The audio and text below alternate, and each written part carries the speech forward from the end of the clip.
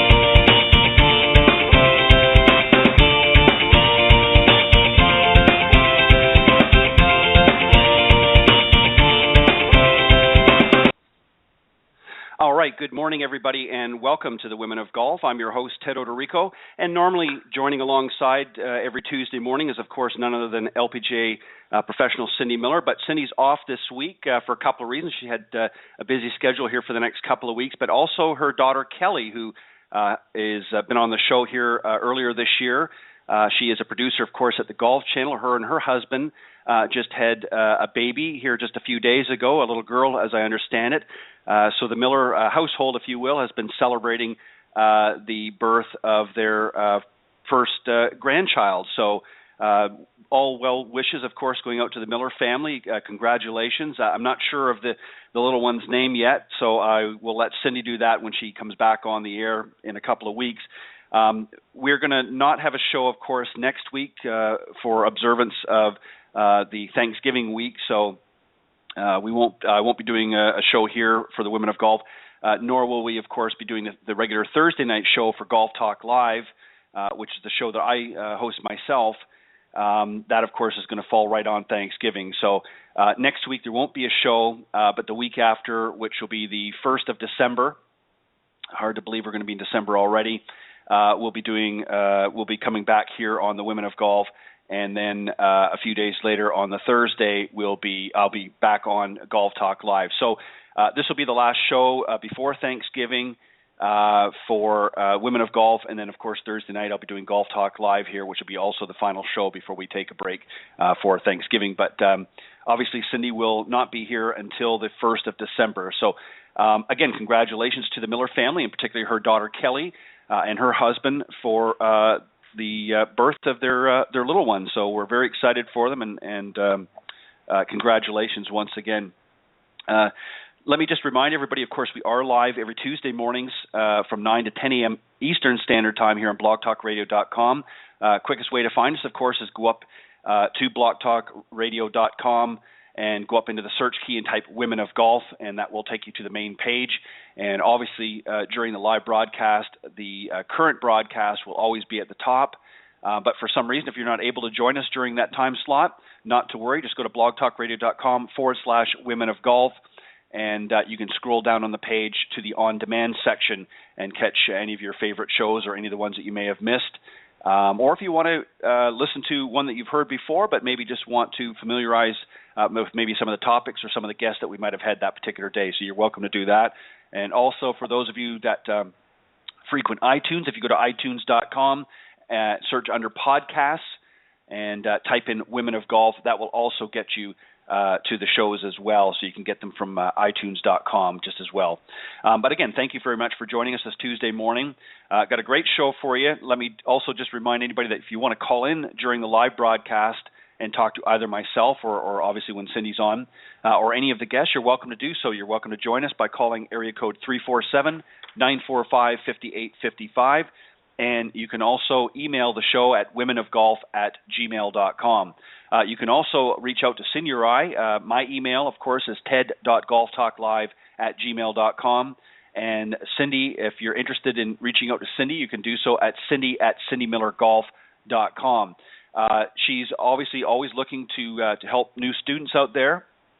And you can also reach out to her if you're in the golf profession and maybe you want to come on the show, feel that you have something to share with the audience. You can reach out to Cindy at cindymillergolf.com.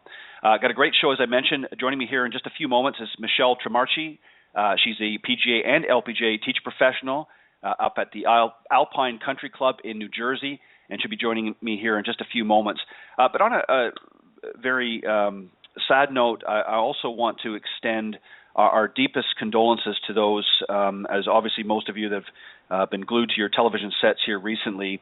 There's been very disturbing circumstances happening over in Paris, France. Obviously, they were victims of a terrorist attack here just a few days ago, and of course, the media has been running pretty much around the clock, different stories and so forth about what's been happening. It just really brings a great deal of sadness to me to see that that we're still dealing with these types of tragedies every day, and in modern times. I just feel that we need to all be getting along, and there's just obviously those out there that are not interested in that and want to continue to stir up fear and strife, and I just would like to extend on behalf of those of us here at the show, Cindy and myself, our deepest condolences to the families and friends of those loved ones that have been lost and those that are left to pick up the pieces. We certainly hope that all of those involved are brought to justice, and again, we certainly want to extend our deepest and heartfelt condolences to the families. Anyways, lots of good golf. Michele, as I said, will be joining me here in just a few moments. Obviously, the golf season, of course, is winding down here very rapidly. For some of you, particularly up in the northeastern part, and obviously up in Canada and other parts north. But that doesn't mean that you have to stop practicing or stop working on your game. If you're not able here in the next few months to be able to get out to a golf course, or maybe you don't have an indoor facility close by that you can get to, a lot of great things that you can do in the household. And actually, this past Thursday, I did a great segment, not only on my own, but also when my guest came on, we picked up the conversation. Brian Dobby, who is a PGA professional from the Montclair Golf Club up in New Jersey as well. Funny enough that I've got two New Jersey folks on the programs this week, and last week, and of course again this week with Michele coming up shortly. But we talked about some of the different things that you can do to sort of keep your game going, or certainly keep the practicing going throughout the winter months. And as I mentioned on the program, of course, Jack Nicklaus talked about certainly at some length in his well-known video, Golf My Way, talked about working on the fundamentals. And there's a lot of different ways that you can do that. You don't always have to be out at the practice tee or at the driving range. A lot of things that you can do in your home. For instance, you can always, whether you're sitting in front of the TV and watching your favorite program, you can always be practicing your grip. You can take a club, wedge or something to that effect, or whatever club is comfortable to you, and you can practice your grip. And that's something that you can do while you're watching your favorite show. The other thing that you can do, and I do this myself, I was very fortunate in my place. I happen to have some full-length mirrors. And but if you're not somebody that has that in your home, you can certainly visit your local hardware store, and you can pick them up very, very inexpensively. And I would suggest that you get one. If for those of you that are up north that have a basement or a rec room, you can certainly put that down there. And what I suggest you do is either mount it or lean it against the wall. Make sure, of course, it's secure. I don't want it coming down on you. And what you can do is you can actually practice the golf swing, depending on how high your ceiling is. You can actually practice the full swing, just taking some smooth, easy swings. And if you are somebody that has a little shorter ceiling and can't use the the benefit of a full club. You can get yourself a short club or one of the practice clubs, weighted clubs that sometimes are only a couple of feet long, so usually you can pretty much in most basements or rec rooms, I think you can pretty much swing that all the way around. But the idea is that you can use the mirror and use it for watching some of the different checkpoints. As you're going into the backswing, you can check halfway back and then up at the top, and then conversely, you can check your impact position and make sure that you're in a good place there, and then obviously conversely into your follow-through. So there's a lot of great things that you can do. You can always work out as well. Weight training is good. Obviously, if you're looking to play golf, particularly for the men, of course, you don't want to be getting into too heavy weights. You're not looking to really bulk up too heavy. Otherwise, that's going to inhibit some of the free-flowing motions that require to make a good golf swing. But you can certainly use this time to get yourself in shape. Always eat well, as nutrition is very vital. A lot of people don't understand that and see the correlation between nutrition and playing golf. But for those of you that are still walking around the golf course, it does take a lot of stamina. You're walking several miles throughout the round, through an 18-hole round. And if you're winded and exhausted by the time you're hitting the turn, you're certainly not going to be playing your best on the back nine. So the wintertime is a great opportunity to make some changes, and not just New Year's resolutions, of course, but a great opportunity to make some of those changes in your eating habits, eating good foods. And there's lots of different places that you can go to without really costing you a lot of money. Speaking to a nutritionist, perhaps, or your physician may be able to put you in touch with a good eating plan, and that just, of course, will benefit you in so many ways, not just on the golf course, but in your own personal life. And then also seek out a personal fitness trainer to get you doing some of the right things, so that you'll not only be in good shape when you get back out in the course come spring, but you'll also look much better if you decide to frequent the beach. Always want to look at your best when you're out there, especially in your bathing suit, both guys and girls, let me tell you. But I strongly suggest that you seek out a certified fitness professional to make sure that you're doing the exercises and so forth correctly.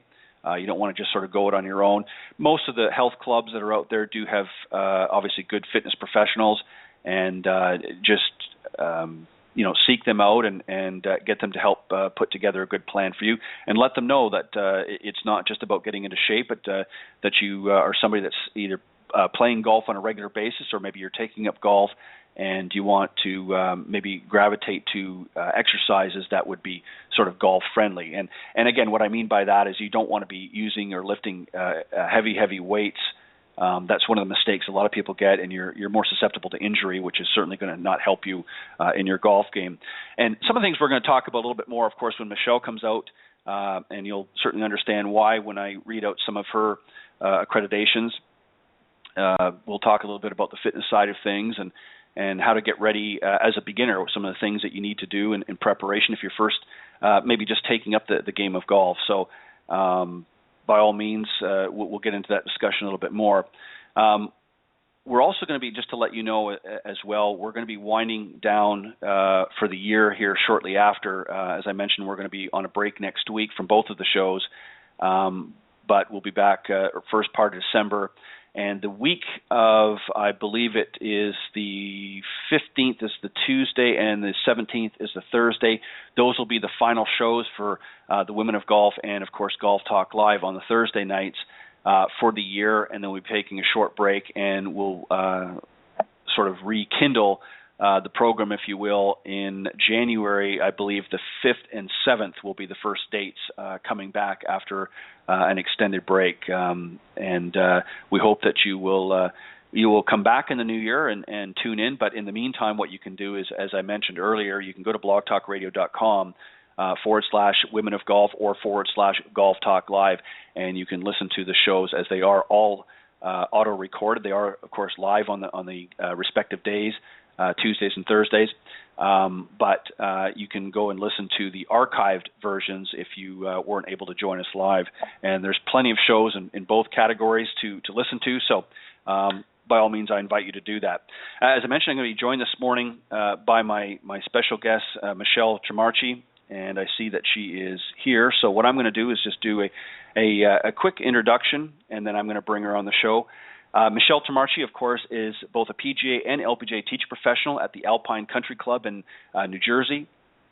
She's been selected among the top 50 teachers in the country by Golf for Women magazine, as well as a top 100 teacher by Golf magazine. And she's received, of course, an honorable mention from the USKG Top 50 Kids Teachers in the country. Michele is a certified yoga teacher, as I had mentioned, also yoga for golf teacher, and a U.S. Kids Golf certified instructor, and a Titleist Performance Institute certified golf and fitness professional. So she's got both sides of the spectrum covered, and we're going to talk to her here in just a moment. So let's welcome Michele Trimarche. Good morning, Michele. How are you? Good morning, Ted. How are you? It's well, I'm very well. It's good to hear your voice again. Yes, Michele, thanks for having me. Not a problem. I know you haven't been on this show before. You were on with me. Actually, it's been about 2 years now. You were on Golf Talk Live, and I think I was looking it up, and I believe it was in March of 2014 that you were on with me on a Thursday evening. But this is the first time you've been on our Women of Golf program, so welcome. Yes, thank you. You're very welcome.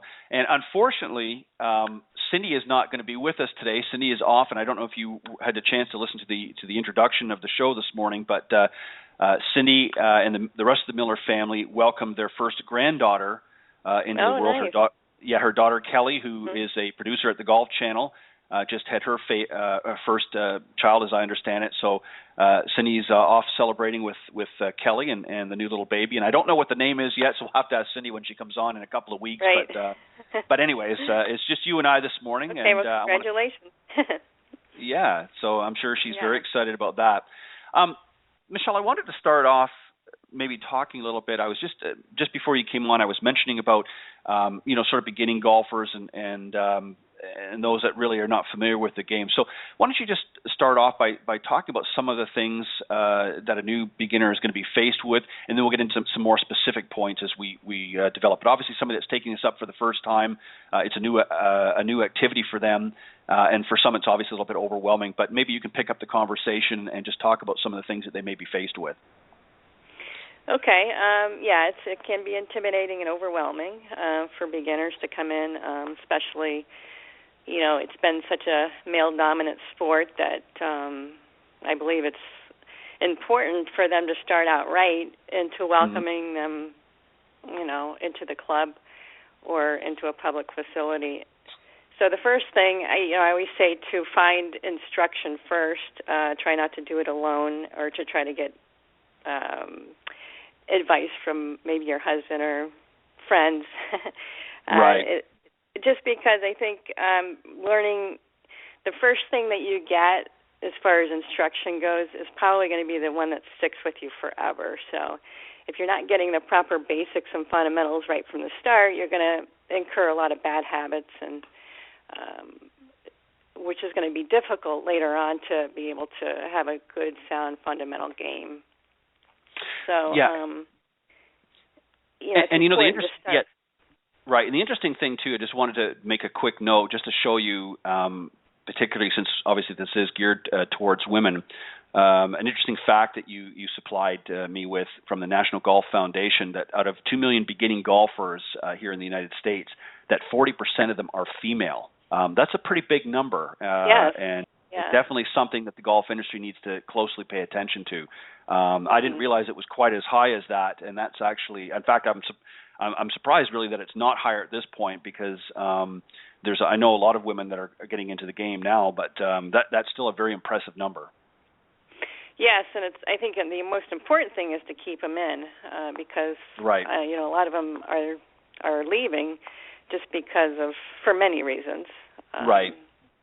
And I think it's important that professionals keep the women interested, fun, keep it family-like, and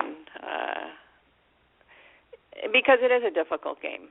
And a lot of it's time restriction for women, and they have a lot to do. So the more we can make it fun and more family, friends, more of a social, if that's where they want to go. some women may want to go all the way to a club champ. It depends on their own individual goals. Right. So I think the support system is huge among the clubs and facilities and professionals, as far as peers as well. And what are some of the reasons, primarily? I mean, obviously, as a male, I know the reasons that I got into golf, but what are some of the reasons that you've uncovered why so many women have turned to this? What are some of the reasons that they're turning to play golf?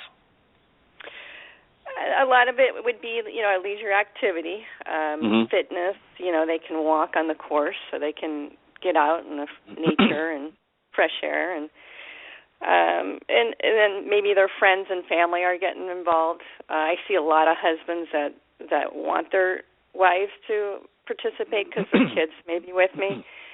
So it's become more of a family-oriented part, and some women conduct business that can make a huge tool for them out in the golf course, because males have such an advantage with the golf. And if a woman can just get out there and play decent, they kind of look like the superstar in the events that they have in the corporations. I mean, I always say if women can hit it in the air 100 yards, it's impressive. Yeah, listen, if some of the men can hit it straight 100 yards, that's impressive. What's interesting, though, and let me just raise a real quick point, because you mentioned husbands, and it goes to what you just commented a few moments ago, and we'll get into more specifics here in just a moment. But the last thing for the ladies that are listening out there, if you're married and your husband plays golf and he's encouraging you to play, that's fantastic. Do not take lessons from your husband. Correct. And I'll let you expand. And that's not. He might be a fantastic golfer, but if you want a quick way to a divorce lawyer, that's the quickest way to do it. So, but I'll let you pick up from there. But that's definitely a no-no for sure. No, and it's all well and good. I think a lot. Actually, I teach a lot of women where the husbands benefit from the lessons that I give the women. So, because they're afraid to take lessons. But so that is. I always see the male over there doing the drill, and I'm like, what happened? How come you're not doing it? So, right. But I think what I try to do is and this is for girls and too as well with their fathers, is I try to talk to the husbands and try to make them understand that we have a plan here, and we're trying to build the swing up from the ground up, and in order for the woman or girl to be successful, we have to build the swing, and a lot of them don't understand that. That what works for them, they expect should work for the woman, and it's just when men and women are so different in their teaching, when teaching them. And it just, when I give the information to the husband of what I'm working on with the wife, I'm hoping that they implement that when they're on the range practicing, and so that seems to work out pretty good if I set the standards with the husband. And the wife kind of appreciates that, so that there's no, like you said, arguing and don't tell me what to do. Michelle told me what to do, and so one of the things that I've always and let me just also a very quick note that a while back we had Karen Palacios Jansen, who was on the program, and she had mentioned to us actually the first time she was on that the LPGA has really incorporated a new program that's designed to help the professionals teach women, because women and men obviously are differently, and they've implemented a new program. I believe it's Golf for Her, if I'm not mistaken. But which I think is a fantastic idea. The other thing that I've always tried to do, and Michelle, I know it's not always easy to do this, but I always try to encourage the husbands not to join in, or not even to really be there. Maybe go down to the far end of the range if they're gonna, if they're there at the same time, and really, because it can be very intimidating for her, especially if she's first starting out. The last thing you want is, in the background, and she's not doing some or some additional coaching that really isn't solicited, because again, it's going to be an awfully long car ride home otherwise. But definitely. But I don't know whether you try to encourage that. I know you can't always force the issue, but some wives maybe want their husbands there, but for support. But I think more often than not, I think it's a good idea to have the gentleman to, go down to the far end of the range and hit some balls if they want, or do something that's not as intimidating. Which I think, husbands are glad to do that, because they're in their own little world, and they're playing and working on their game. That I think like you said, just that support, just being there but not being involved is means a lot too. Right. But yeah, you want to be supportive. Women, you want to be supportive, but at the same time, you want to give them some space and let them from afar. perform on their own and not and be able to focus, because I think it's intimidating, it's uncomfortable knowing that there's another set of eyes watching you when you're trying to focus on what you're being taught. Which brings me to this point. Let's talk about some of the tips to get some of those newcomers off to a good start. Let's talk about what they should be looking for and what they should do. Okay, so the first thing is to find a LPGA or PGA professional, somebody that's certified. And I think the most important, too, is if a female is going to work for you, then definitely try to find a female in your area. You can go to LPGA and look up a pro in the area. It doesn't matter. I know when I teach women and we're dealing with different parts, of the body that I can, with setup and stuff, I always have to get them set up differently. I can say it directly, where a male might be awkward in that situation. So a lot of women appreciate that when I had said stuff, that's more personal. Sure. But not necessarily. Some ladies, they're okay with that. But I think the most important is we have a program called Get Golf Ready in the industry that the PGA and the LPGA has promoted. And it's a 5 group lessons for $99. It's a great way to start just to get your feet wet. It's with a group of other women. And I think from my experience is women learn better with other women. Again, it becomes less intimidating. It's more group-oriented. They learn together. They play together. So it's more camaraderie within. So that's one way. Or you can go to and take an individual package, just a series of 6 lessons. I always start from the putter back to the driver. I try to start small and work our way back. And then from there, if I feel like they're getting better, then I'll take them to the course and apply everything that we learned. So that gives them the whole picture of what golf is and what's it going to take to become their truest potential of what they can become. And then they know what's ahead of them. They may bag out. They may say, this is great, I like it, I'll put the time into it. And then they're not spending a lot of money in the beginning. Right. They're kind of getting their feet wet, in other words, and seeing whether or not they're going to like it before they really make a committed investment. Correct. And to find, I think it's so important to the building, the foundation, and I always say when you build a house, you don't build the roof first. So it's finding, and so I think it's real important to find an instructor that's going to kind of take a small swing into a big swing. And I always say it's going to take you a couple years to learn the basics, which you'll take those 2 years to become fundamentally sound as opposed to 15 years down the road of bad habits. Yeah. So that's important to look for, because I spend so much time fixing people and making their bad habits work because they never started out right. And they always say, geez, I wish I would have started this way. I would have took a lot of years off. So that's number one. And then number 2 would be to get the right equipment. Most women get hand-me-downs, husband's clubs, which is, you want to make the equipment work for you rather than you fitting into the equipment. So it's important to, I have athletic women that come to me that have swing speeds probably as fast as an average male, and for her to go into a shop and say, okay, I'm ready to play golf, I need ladies' clubs, well, that shaft is not going to work with her swing speed. So if I'm teaching her the basics and the fundamentals, then I'm working around improper equipment. So when she leaves, that equipment's going to take over as opposed to the basics I'm giving her. So that's important. You're looking for, fitting around your height, your swing speed. So not necessarily you're going to be into a ladies fitting club. And I think it's a critical factor in developing proper technique. And being right equipment. Yeah, and being fitted properly for equipment is extremely important, obviously for the reasons that you've mentioned. But, there's nothing worse than going out and using equipment that's not really properly fitted to you, to your speed, to your height, and so forth, and then you've got to make adjustments in order to be able to utilize them.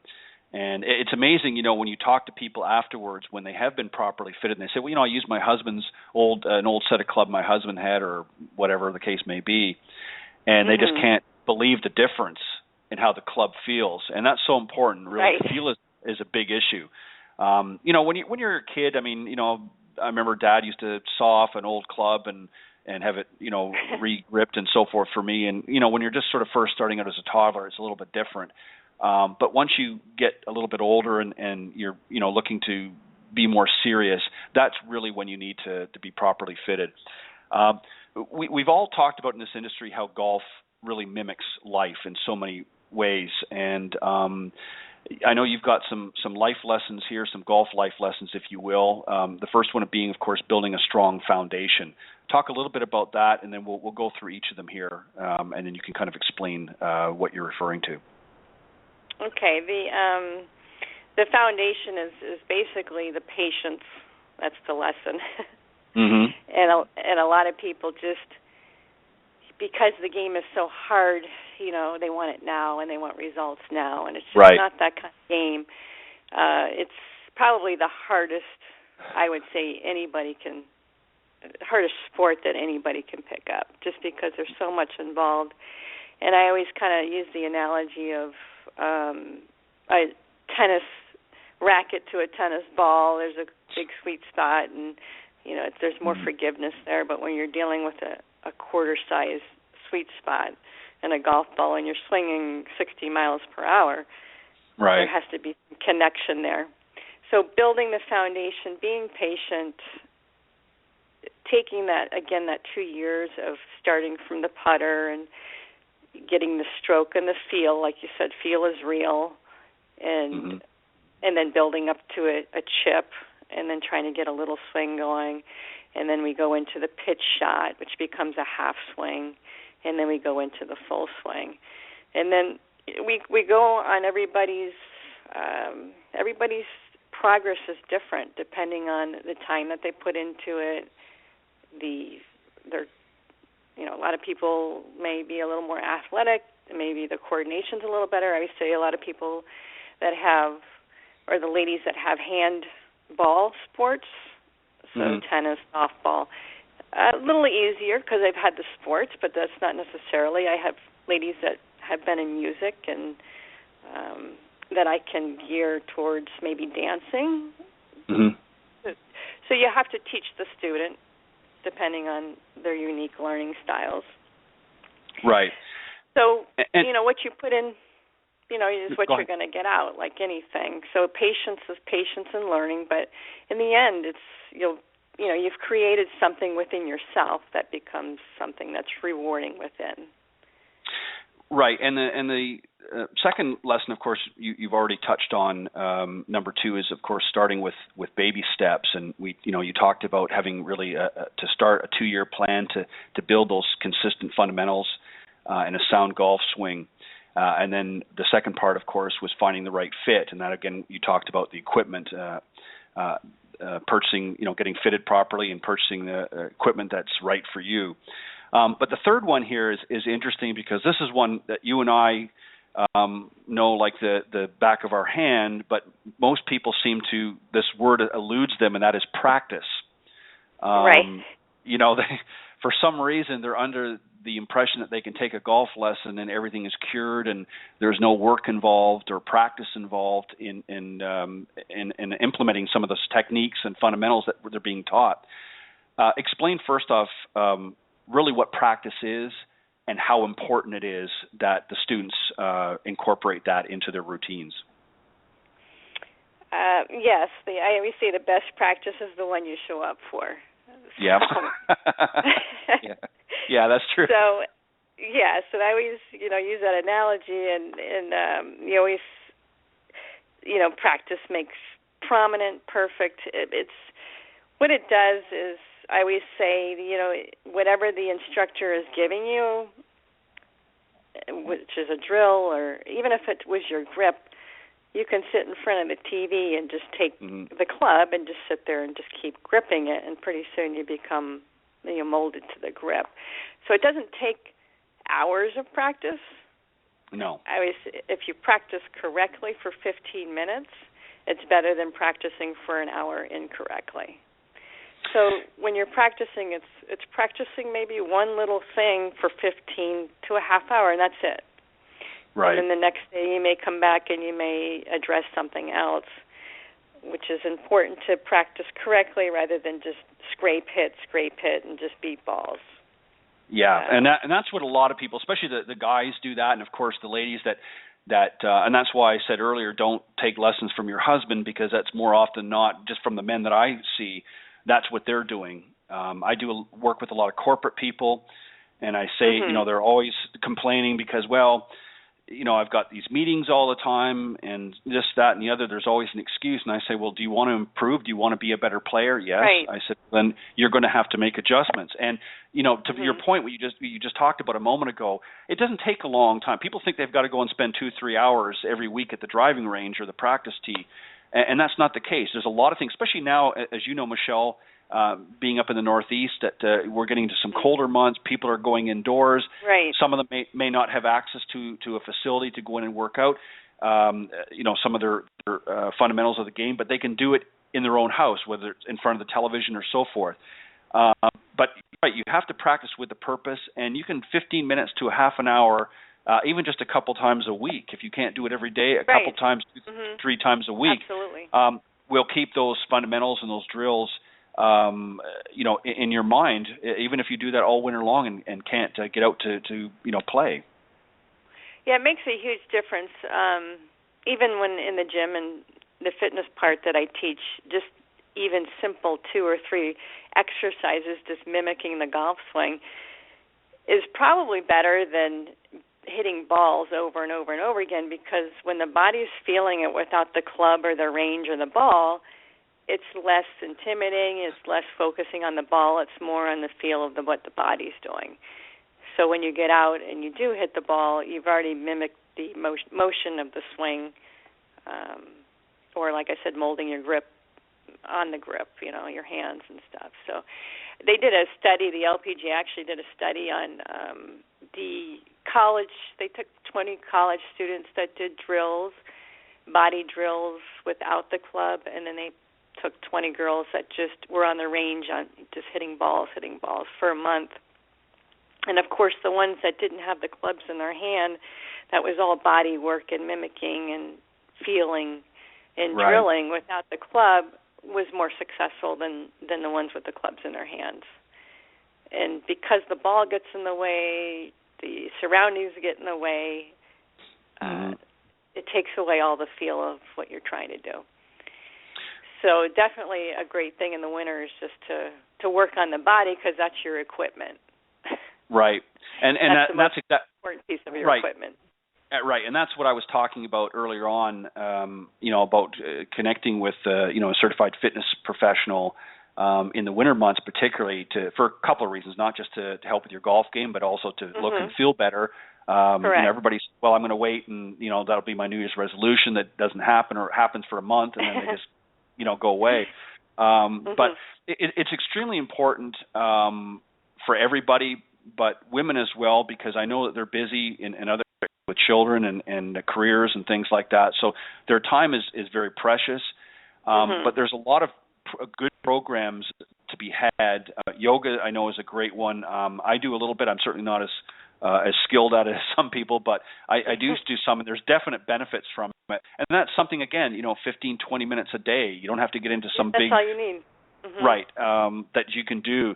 And it benefits not only health-wise, but it benefits golf in many ways, because it helps stretch out the muscles, but it also, helps with the stability.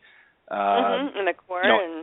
Core and things like that. So there's a lot of great benefits from it, and a lot of women already do yoga, and a lot of guys are getting into it as well, which is good to see. The other thing, too, is I know that you mentioned that really they need to be playing a couple of rounds, even if it's only a couple of months, especially during the early, in order to get out there and put all of this stuff to practice. I mean, it's great to be practicing and working on the grip and working on the stance and the posture and that on the practice facility, but you need to get out there and actually work on the game itself, and there's a lot of components. Now, I'm sure, Michele, you try to do some game training as well in your teaching? Yes, I usually, go out with the ladies in a group, and normally I like to not focus on score for the first 2 years. It's not about score. I always, and if they want to do score because that's who they are, their personal challenge, they're more that perfectionist, then I try to set their par. So in other words, if it's a par 4, then it would be we double the par. Okay. So we're within their learning if they want to do that. But I encourage that not. I just encourage them to get a feel for the course, the process of hitting the fairway, and then when you get closer to the green, are you getting on the green on that approach shot? How many putts are you putting? We're trying to get more of a 3-putt or less within reason, wherever the putt may be. And so when I take them out, I usually do a scramble so that they're not having to play their ball all the time. So I encourage them to play a scramble within themselves when they're out there so that they take the best ball and they hit from there, and they're moving along, which, of course, we stress, slow play because, that kind of gets attached to women, and that's not true at all. So, no. That's just something that has carried on, but women are probably more faster than men because they have that in their head that they need to be really fast. But I just try to tell them just pick it up and move forward and keep it moving. Yeah, I agree with that. I think for any new golfer, male or female, I think for the first couple of years, if you're just picking up the game, score isn't really relevant at that point.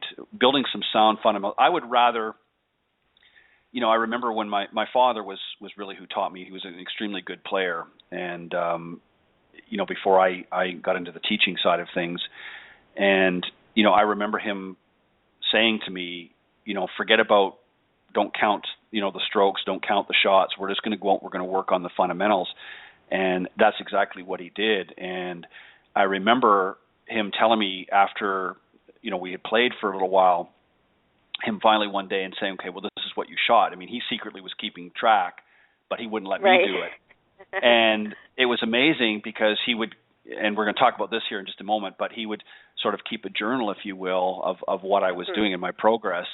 And, unbeknownst to me, so I was just out there swinging and having a great old time and working on the things that he was teaching me. And I really had no clue. To be honest, when I was a little guy, I didn't know what really par was. I just, thought it was a 3-letter word and didn't really understand the meaning of it. And, it wasn't until later when, he brought this out and kind of showed me the stats, if you will, and said, this is where you've progressed and this is where you need to have some work. And so, before, now you hear them talk about this all the time in the industry, the stats and, greens and regulation, stuff like that. Well, my father was keeping track of all that when I was a youngster, and that was something that a lot of people didn't do back then. They just went out and swung and were worried about the numbers. But, that's something that's extremely important. And you talk about keeping a golf journal. Explain in obviously better details than what I just did, why that's important and some of the things that they need to be keeping track of. It's mainly for their own achievements. Some people, they just go out and play and say, I played well or I didn't play well, and I'll ask them, well, what happened? What did you not like about your round, and what did you like? They can't answer that. So I have them take notes, and what we work on, I want them to go out and try to work on that and to jot that down. So let's say we worked on putting, and so the next round, I want them to jot down how many putts they had. And then they'll come back to me, and let's say it's high or low, then I'll say, okay, well, that seems to be good. Or not. And kind of breaking it down for a beginner is maybe sometimes it's how many times did you get it in the air, as opposed to on the ground. Or how many times did you chip onto the green when you got to the green? How many times did it take you to get to the green from like 40 yards and out. So mainly it's the fairways being hit, the approach shots onto the green, how many putts, did you get out of the rough, so that they can say, you know what, today, everything was good, but the rough really got me, or the uneven lies were a challenge. So when you break it down, they know their weakness, right, or their strength. I mean, I don't like to say weakness, but there is times where, sure, they may say they didn't play well, but there is strengths in there that they did play well. Then there may be just one little thing we need to work on. But they don't know that unless they really chart their round from hole to hole. They can tell me yes or no, we played well, or I didn't play well. But we need to really diagram it so that we continue to get better and better and better as they take their lessons and they become fundamentally sound. Well, and I think too, Michele, part of the reason why it's important for them to do this, is not only so that they can chart how they're doing and seeing, the different areas and number of putts and how many times they're, getting on the, in the greens, but it also is a great tool for the teaching professional as well to help that student, because if you have an idea of where their weak areas are, then that's where you're going to obviously focus. I mean, one of the biggest things that I see with most club golfers and high handicappers is, if they're a pretty good driver of the ball, but maybe there's parts of their short game, whether it be chipping or putting, isn't that great, they'll go out there because they love to hit that driver. They'll go out there and hit balls on the driving range for hours, working on perfecting that drive. But really where they're losing the strokes is not hitting the fairways, it's from 100 yards in. And I always what I try to do with especially with the corporate. Now I don't do this so much with the juniors right off because I want to obviously build some confidence. But with some of the corporate people that I work with, one of the things that I always do is I want to know exactly where their weak areas are. And more often than not, they'll say, well, the bunker, boy, I'm a terrible bunker player. Well, you can bet the next lesson that's where we're going is in the bunker.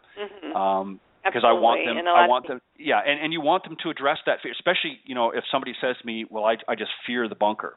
Well, that's where they're going, is in the bunker, because because they have to overcome that, because they don't like to address that, like you said. It's they don't want to go there because they know that's their weakness. But like you said, in order to get over that and build confidence and improve, we have to just keep putting them in there and getting that confidence to get out.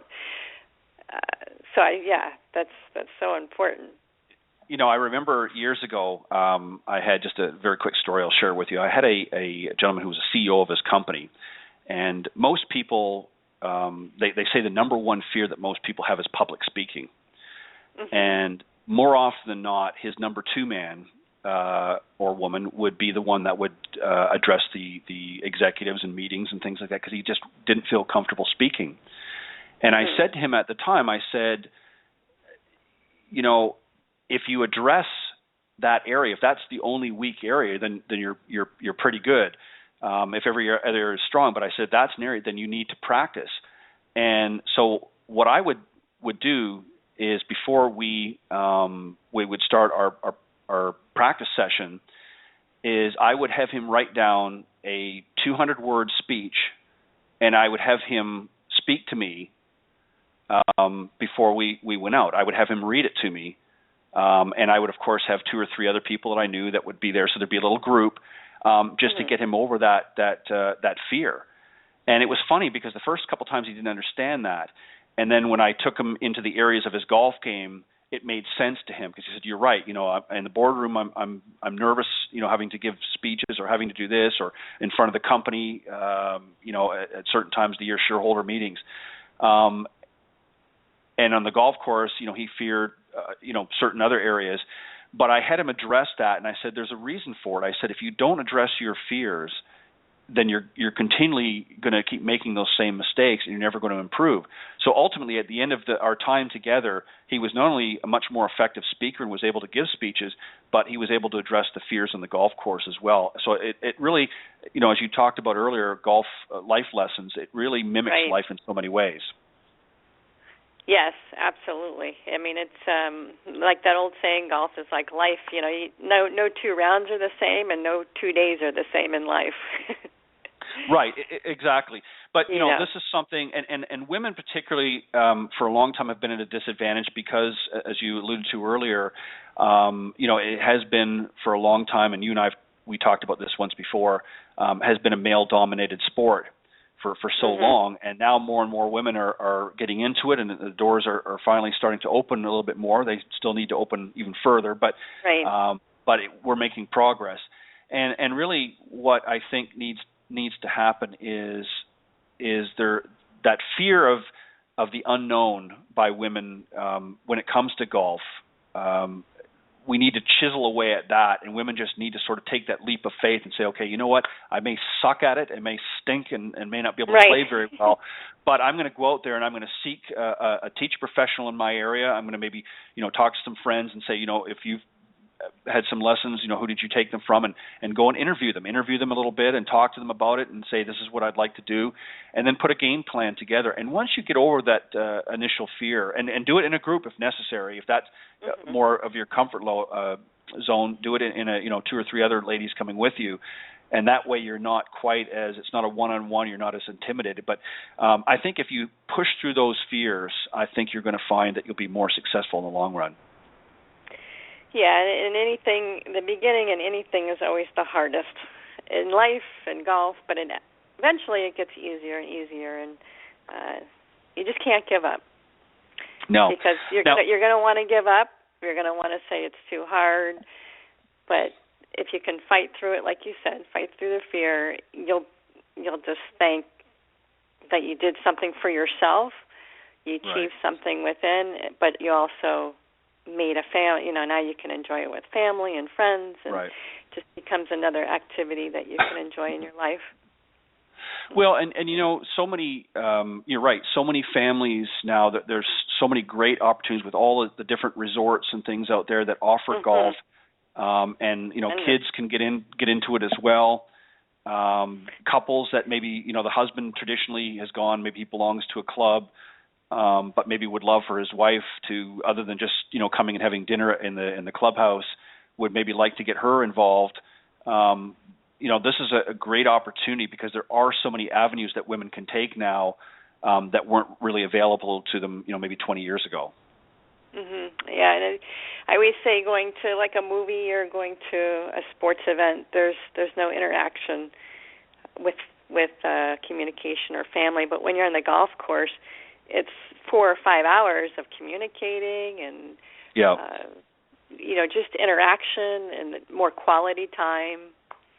You're out in nature, which is great. Like you said, all the resorts. It's amazing to go all around the country when you're on vacation. If your husband wants to play golf, you want to be nice to join him because there's just so many beautiful parts of the country to see on the courses and just being outside. It's nice. Exactly. And it's a great way too to as I said, or as you mentioned as well, to get the kids involved as well. You can make it a family, and even if the kids are not at a level yet to really play at their best, there are a lot of opportunities in golf that you can whether it be a par 3 course that's a little bit easier for them. There's a lot of different activities now that you can get the kids involved through many of the different junior programs available around the country to get them excited and interested in golf. And then once they get their, a little bit better, that then the 4 of you or 5 of you, whatever the case is, can get out there and play together, a little bit more proficiently. But let's talk very quickly because, gosh, I can't believe we're getting close to our time here. We touched on fitness a little bit, but obviously you have a lot of experience in fitness. For those of you that don't know, Michele, you competed obviously in many fitness competitions. So you understand the fitness game very well. Yes, obviously, let's talk a little bit about how important that is, and nutrition as well. Well, like I started out saying that, the most important piece of equipment is your body because that's what's swinging the golf club. And for the most important thing is when we're teaching people, we may be teaching them the right thing, but physically their body is unable to due to injuries or past injuries they've had, or just flexibility or strength that they're lacking. So just giving them, well, I'll give you an example. I teach a gentleman that's 96 years old, and he continues to want to quit and give it up, but I keep getting him more interested and keep improving. But we just worked on balance because at 96, as we get older, the balance goes. And I think, again, go back to the foundation that we talked about, is the first thing that enters the ground is your feet. So if your feet are grounded, you're working from the ground up into your golf swing. We're working on just simple balance exercises in his lesson, and now he's aware of that in the swing and when he's on the course, but in life. Now I talk about 4 points of the feet, and when you just kind of get people to sense the 4 points of where they are, that when they're in the swing, that's all they're focusing on. And then all those other thoughts and all those things about where's the club in space and is my club face closed or open, that becomes, non-existent, as opposed to if your balance is good and your posture is good, then you're going to make a better swing. Yeah, because the other can take care of itself. I mean, the swinging the club is really the most important. I mean, once and working on the fundamentals and getting them sound, they will take care of themselves, really. A lot of people spend so much time on getting the club into the right slot and doing this. And if you look, and I've said this many, many times in both programs, if you look at many of the golfers, from previous decades, they didn't have the swings that you see on the tours today.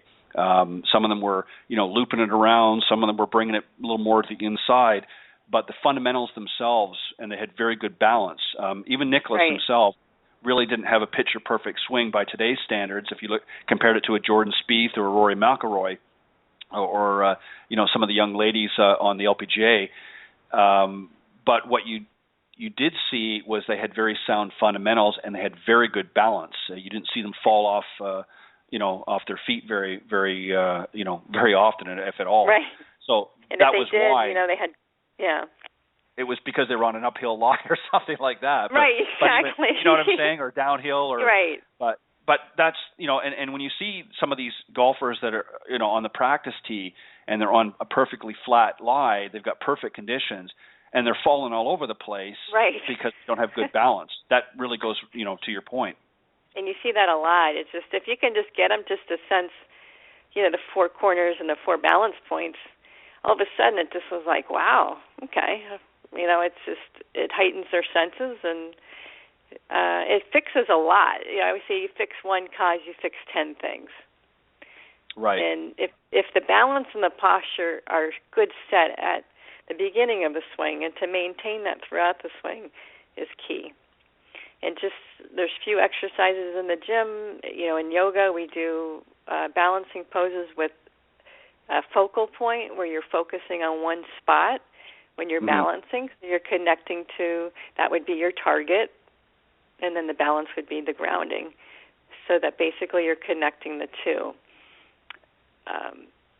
So when you're out on the course, it's all about the target, not on 10 thoughts in your head. Yeah, and that's the mistake I think a lot of people make. And again, I think mainly because it has been a male-dominated sport, this is what most men have a problem with. They get too many swing thoughts. And a lot of it really, I guess it's a little bit, we have to blame the industry to a certain point, because there's been so many messages that the average golfer is being bombarded. This theory, that technique, this so-and-so, that it's very confusing to a lot of people out there. And that's why it's good to get connected with, a teacher professional in your area and really have sort of one voice that you're listening to, and get them to show you. And make sure that it's not just a matter of, they're showing you how they do it. They need to work to your best abilities. That's another mistake, too, that you have to be careful of, is that, as a teaching professional, it's not about teaching them how you play. It's about bringing their game out of them and showing them, because every swing's different. Every person's body type is different. There might be some similarities in some cases, but again, we're all uniquely different, and each swing is unique and different. So we have to be mindful of that as well. Michele, as we wrap up, I want to give you an opportunity to, of course, share with the audience. You're doing some great work up at Alpine. You've been up there, and you're getting ready to wind down, for a cool season here soon up in New Jersey. Yes, so tell them a little bit about Alpine and some of the great things that you're doing up there. Alpine is in a private club in Bergen County. It's small but active. I had implemented some family tees. It's a very difficult golf course. It's probably one of the top in the Northeast. And we're real noted for the greens and the undulations and the fast greens. So teaching ladies and beginners is difficult on that course. That's why when you express par threes, I like to start the beginners and the ladies on shorter courses. So I took it upon myself to go through the U.S. Kids certification, and I love the idea of the family tees, where if they're like 100 yards and in, so when the male's playing way back or the better players are playing back, they're playing way up, so that basically they can get a par as opposed to maybe the husband. Right. So they're played from 100 yards and in. So that makes it more enjoyable, makes it easier for the beginner to learn so that it's not that difficult. So I had to kind of make it work within our course, but it's a great course. It's in Bergen County. So, but and what do you do? Non-members can take lessons too. So. Perfect. Now, what do you do? We touched a little bit about this. What do you try to do with some of your students that come up there? Obviously, again, as the season winds down for some areas in the Northeast, particularly as the snow starts flying. What are some of the things? I know we talked about it, but what do you try to do to get your students to keep busy throughout the winter months until they're ready to come back out in the spring? I have my students send me videos. When they can get out. We do have a simulator at our facility that the members can use, and so I have them send their video, and then I'll send it back to them, and I give them a lot of indoor conditioning work. A lot would be cable, like, for example, cables, and mimicking the swing and rotational. And just like you said, a lot of them, if they can just work out in Pilates and yoga and get on a nice workout regimen, implementing the core and rotational and separation of upper body, lower body, which, again, is definitely the whole part of the golf swing. Right. Now, if somebody wanted... Go ahead. Go ahead, sorry. No, go ahead and finish your thought, please.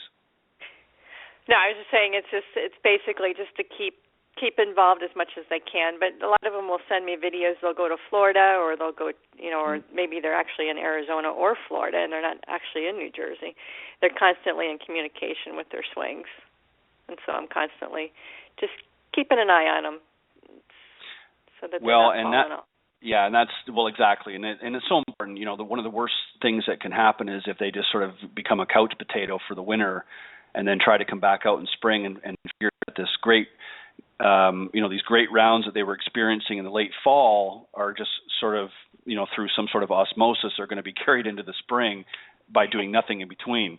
And a lot of them are like. Thing too is, I always say, like going back to the fundamentals that we build throughout the season, even if they don't touch anything, it's amazing how they come back and they're amazed that they can just pick it up right where we left off. Because we built such a solid foundation that they don't lose that. But they always think in the wintertime, oh, my God, if I don't do this and I don't do that, I'm going to lose it. But we've already built it. The feel is real. It's there. Yeah, so. and that's true. I think if you do have some sound fundamentals, you can get away with it a little bit more than somebody that's not.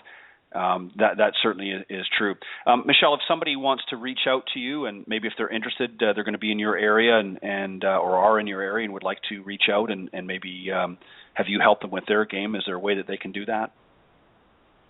Yeah, my email.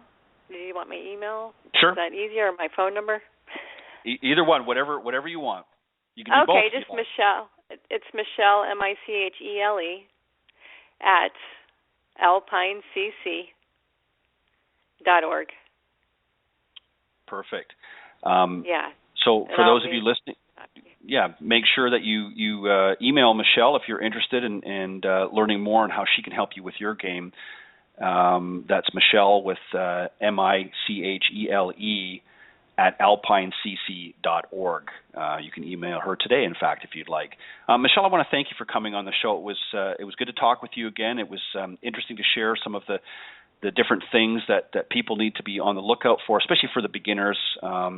It's always exciting to get a beginner to come out and that's eager to learn this game. And you're so right in your points that we need to do it right and need to set them up with a good plan that's going to be successful for them and get them started off on the right path so that they'll continue and want to stay in this game. Yes, absolutely. Well, thank you so much for having me, Ted. Enjoyed speaking with you again. And happy Thanksgiving. Happy. Yeah, that's right. It's hard to believe it's already here in another week. Almost here.